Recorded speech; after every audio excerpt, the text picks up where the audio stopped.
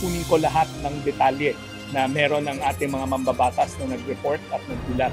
Isiguraduhin namin na sisiya sa atin, iimbestigahan para mabigyan namin sila ng angkop na report. Nangangalap na ng detalye ang Department of Social Welfare and Development tungkol sa umunay paggamit sa Assistance to Individuals in Crisis Situation o AICS program sa pagsusulong ng People's Initiative. Ayon kay DSWD Secretary Rex Gatchalian, makikipag-ugnayan siya sa mga tanggapan ng mambabatas, partikular na kay Senator Amy Marcos, upang makuha ang impormasyon ukol sa naiulat na pagkalap ng lagda kapalit ang pangakong ayuda mula sa programa ng DSWD. Ayon kay Secretary Gatchalian, wala silang anumang kinukuwang dagdag na requirements para sa pagkuha ng ayuda.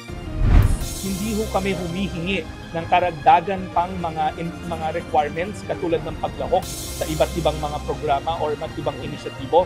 Ang sa amin, simple lang. Kung ano yung kinagisnan yung requirement, ID at social worker intake, sapat na yon para maka-avail ng serbisyo dito sa aming departamento.